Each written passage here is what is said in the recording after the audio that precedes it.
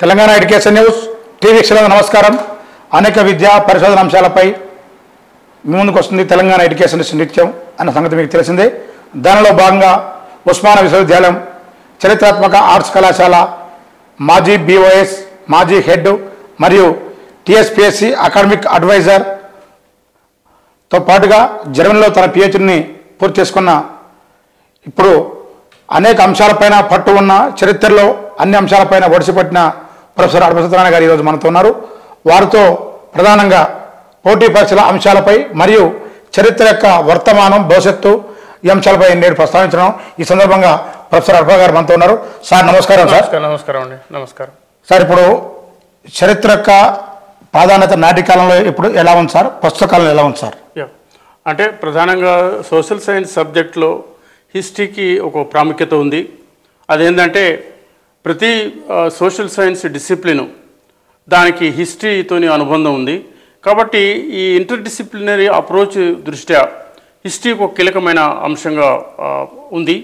అయితే ఈ మధ్య కాలంలో ఏంటంటే మరీ ముఖ్యంగా ఈ లిబరలైజేషను ఈ గ్లోబలైజేషన్ వచ్చిన తర్వాత గత 20-25 సంవత్సరాల నుంచి హిస్టరీకి కొంత ప్రాధాన్యత తగ్గింది. అయితే దానికి కొంతవరకు ఈ ప్రభుత్వాలు కూడా కారణమే. ఒక మాజీ ముఖ్యమంత్రి ఆయన అన్నట్టు హిస్టరీకి వాల్యూ లేదు, హిస్టరీకి ఏం విలువ ఉంది అని అన్నాడు. అది చాలా తప్పుడు అవగాహన. అంటే సోషల్ సైన్సెస్ సాంఘిక శాస్త్రాల లోపల అన్నిటి మధ్య అవినాభావ సంబంధం ఉంది. చరిత్ర అన్ని సోషల్ సైన్సెస్కి తల్లి లాంటిదని అంటారు. కాబట్టి ఇది ఒక రకమైనటువంటి అపోహ జనంలో ఉంది.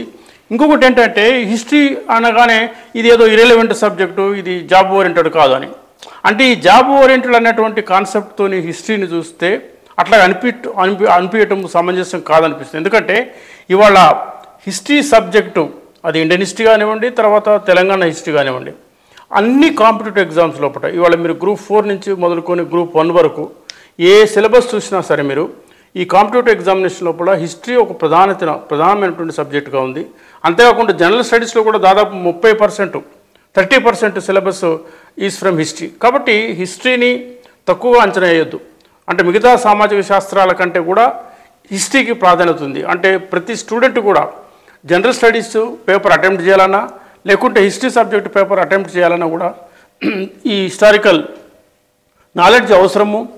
కాబట్టి హిస్టరీని ఒక ముఖ్యమైనటువంటి డిసిప్లిన్గా తీర్చిదిద్దడంలో ఇటు హిస్టరీ డిపార్ట్మెంటు అదేవిధంగా TSPSCలో కూడా అంతగా కృషి చేసి జరిగింది. ఎందుకంటే మాజీ చైర్మన్ ఈ TSPSC మాజీ చైర్మన్ ఆయన చక్రపాణి గారు ఉన్నప్పుడు ఈ సిలబస్ను రూపొందించడం జరిగింది. ఈ సిలబస్ నిష్ణాతులైనటువంటి చరిత్రకారులు, నిష్ణాతులైనటువంటి సామాజిక శాస్త్రవేత్తలు ప్రొఫెసర్ రఘుగోపాల్ లాంటి వారి నాయకత్వంలో పట్ల రామయ్య గారి యొక్క అధ్యక్షతన ఈ యొక్క సిలబస్ కమిటీని ఫామ్ చేయడం జరిగింది.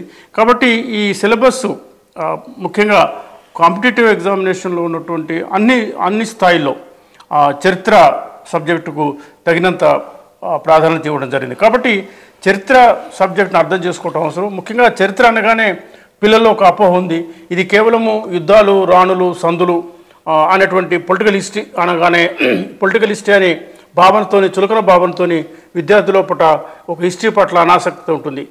అంతేకాకుండా హిస్టరీ అనగానే పొలిటికల్ హిస్టరీ కాదు, కేవలము యుద్ధాలు, సందులు, సమావేశాలే కాదు.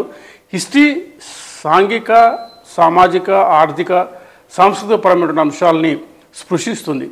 కాబట్టి సిలబస్ మీరు ఒకసారి చూసినట్లయితే ఈ TSPSC సిలబస్ Group 1 నుంచి Group 4 వరకు అన్ని సిలబస్లో అన్ని పేపర్స్ లోపల హిస్టరీ ఒక ప్రముఖ స్థానాన్ని కలిగి ఉంది. కాబట్టి హిస్టరీని మిగతా సబ్జెక్టులతో పాటు అనుసంధానం చేసుకొని చదవాల్సి ఉంటుంది. తర్వాత హిస్టరీలో ముఖ్యంగా పొలిటికల్ హిస్టరీకి మాత్రము ప్రాధాన్యత ఇవ్వడం జరగట్లేదు. కాబట్టి స్టూడెంట్స్ పొలిటికల్ హిస్టరీ మీద ఎక్కువ ఫోకస్ పెట్టొద్దు. చరిత్రగానే డేట్లు, యుద్ధాలని భయపడాల్సిన అవసరం లేదు. సత్యనారాయణ గారు సార్, ప్రధానంగా ప్రస్తుతం తెలంగాణలో Group 1 ఎగ్జామ్ మెయిన్స్ జరగనున్నది సార్. ఈ సందర్భంగా ఎగ్జామ్లో భారతదేశ చరిత్ర, తెలంగాణ చరిత్ర, తెలంగాణ ఉద్యమకాల చరిత్ర ఎంతవరకు ప్రధాన భూమిక పోషించనున్నాయి సార్?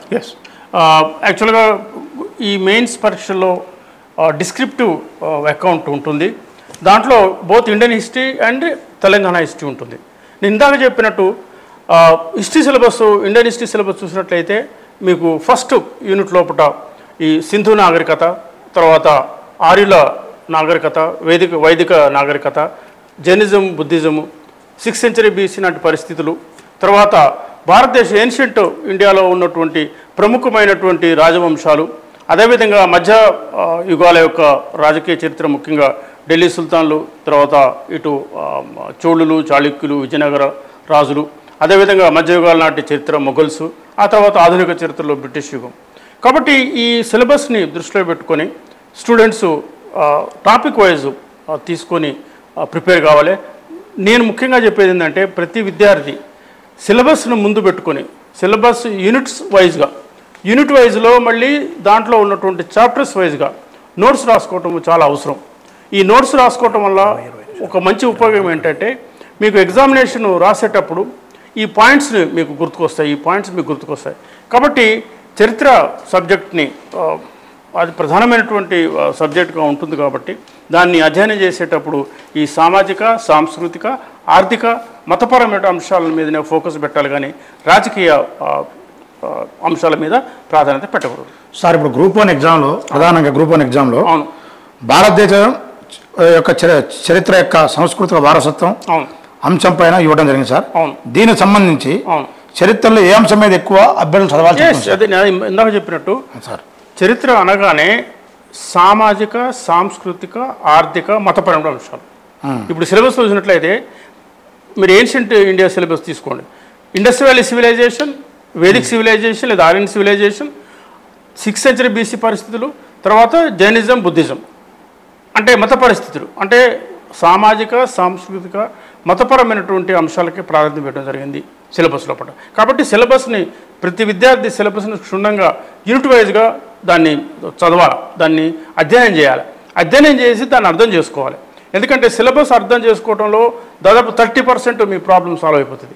అంటే ఏ చాప్టర్ తర్వాత ఏ చాప్టర్ వస్తుంది, క్రోనాలజీ, హిస్టరీ అంటేనే క్రోనాలజికల్గా మనం చూసుకున్నట్లయితే సింధు నాగరికత నుంచి ఆర్యుల నాగరికత, జైనిజం, బుద్ధిజం, ఆ తర్వాత మగధ రాజ్యాలు, తర్వాత మధ్యయుగాల నాటి పరిస్థితులు, ఢిల్లీ సుల్తాన్స్, మొఘల్స్, అదేవిధంగా ఆధునిక చరిత్రలు చూసినట్లయితే బ్రిటిష్ యుగం.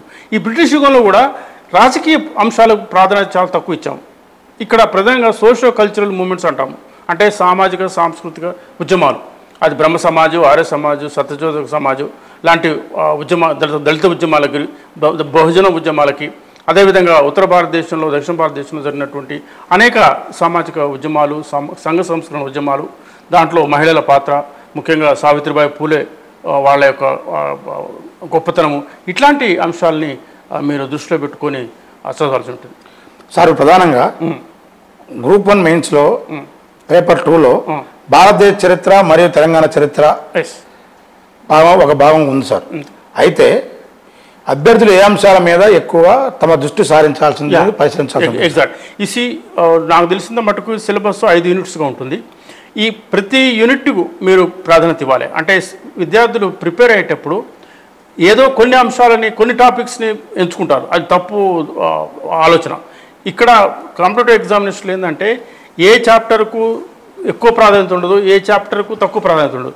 ఎందుకంటే ప్రశ్నపత్రాన్ని రూపొందించేటప్పుడు ఉపాధ్యాయులు ఏం చేస్తారంటే సిలబస్ను ముందు పెట్టుకొని సిలబస్లో ప్రతి యూనిట్ నుంచి సిలబస్ క్వశ్చన్ ఫామ్ చేస్తాం. అంటే 5 యూనిట్స్ ఉంటే 5 యూనిట్స్ నుంచి తప్పకుండా 5 క్వశ్చన్స్, లేదా ప్రతి యూనిట్లో 2 ప్రశ్నలు వేసుకున్నా 10 ప్రశ్నలు ఉంటాయి. కాబట్టి కొంతమంది విద్యార్థులు ఏం చేస్తారంటే అట్లా కాకుండా కేవలం కొన్ని ఇంపార్టెంట్ టాపిక్స్ చదువుకుంటే సరిపోద్ది, లేకపోతే కొన్ని ఇంపార్టెంట్ యూనిట్స్ చదువుకుంటే సరిపోద్ది, మిగతా వాటిని వదిలేస్తే ఛాయిస్ కింద పోద్ది అనుకుంటారు.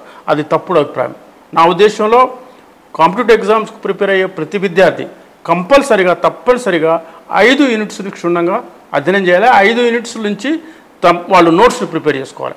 అప్పుడు ప్రశ్న ఏ విధంగా వచ్చినా, అంటే ఒకసారి నువ్వు ఒక సమగ్రంగా అవగాహన కల్పించుకుంటే ప్రశ్నని ఎట్లా, ఎందుకంటే ఇక్కడ గ్రూప్ 1 ఎగ్జామ్లో కానీ, గ్రూప్ 2 ఎగ్జామ్లో కానీ, గ్రూప్ 3, గ్రూప్ 4 కానీ ఏ ఎగ్జామ్ కాంపిటేటివ్ ఎగ్జామ్లో అయినా BA MA పేపర్ కంటే భిన్నంగా ఉంటుంది. అదేంటంటే ప్రశ్నలు విమర్శనాత్మకంగా, తర్వాత వివరణగా ఇవ్వాల్సిందిగా ఉంటుందన్నమాట.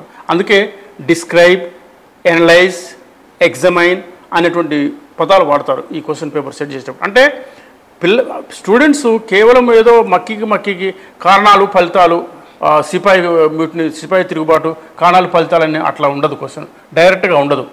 దాంట్లో ఇండైరెక్ట్గా ఉంటుంది క్వశ్చన్ ఎప్పుడైనా సరే కాంపిటేటివ్ ఎగ్జామ్స్ లోపల. అంటే ఆ క్వశ్చన్ను అర్థం చేసుకొని క్వశ్చన్లో ఉన్నటువంటి అంశాల మట్టుకే ఆన్సర్ చేయాలి, సమాధానం రాయాలి. ఎందుకంటే కొంతమంది పిల్లలు ఏం చేస్తారంటే అభ్యర్థులు పిల్లలు ఏం చేస్తారంటే ఒక తప్పుడు అవకాశం ఉంది, ఇష్టాన్ని కానీ పేజీలు నింపుకుంటూ పోతే మార్కులు పడతాయి అనుకుంటారు. అది తప్పుడు అవకాశం.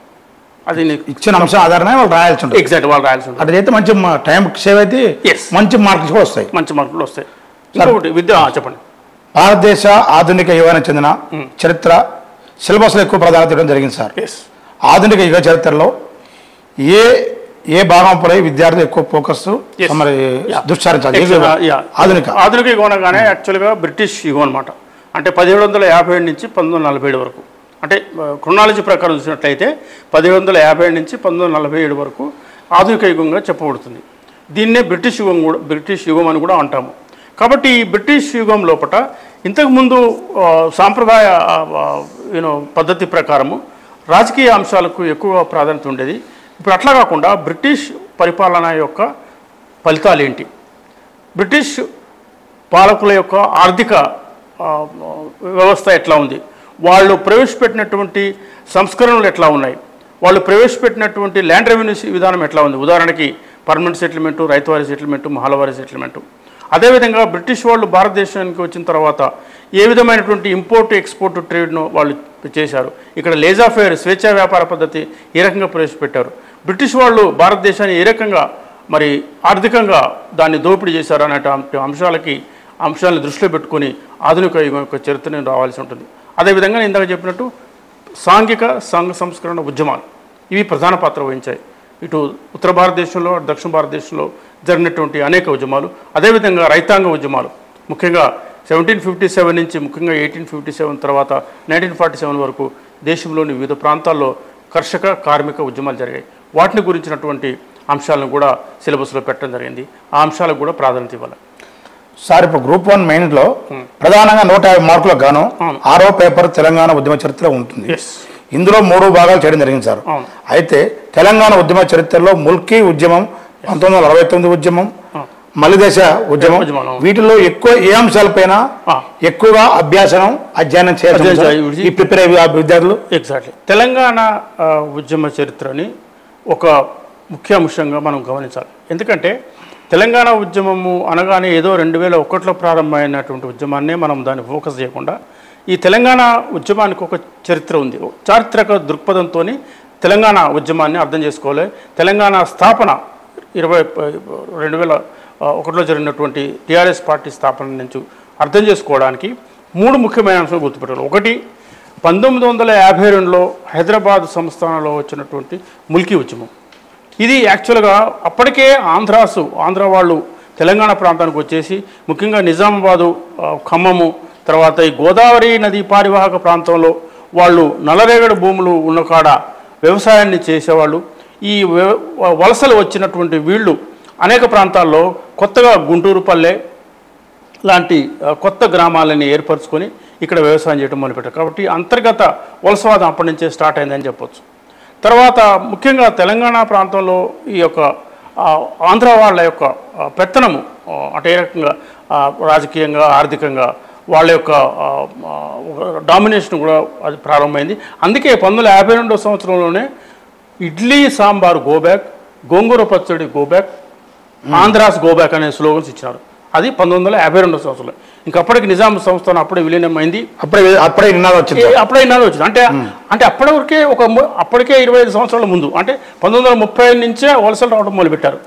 ఆ ప్రాంతం నుంచి మన కోస్తా రాయలసీమ ప్రాంతం నుంచి వచ్చేసి వాళ్ళు వచ్చినట్టు ఉండకుండా డామినేట్ చేయడం మొదలుపెట్టారు. అంటే తెలంగాణ ప్రాంతీయ వాసుల మీద ఒక రకమైనటువంటి వివక్ష, వాళ్ళ మీద అంటే చీప్గా వాళ్ళని యాస భాష హేళన చేయటము అన్నటువంటిది. అందుకే వాళ్ళు ఏమన్నారు, గోంగూర పచ్చడి ఈజ్ ఐడెంటిఫైడ్ విత్ ఆంధ్ర. కాబట్టి సింబాలిక్గా అంటే తెలంగాణ వాసులు గోంగూర పచ్చడి మాది కాదు, this is a symbol of coastal Andhra.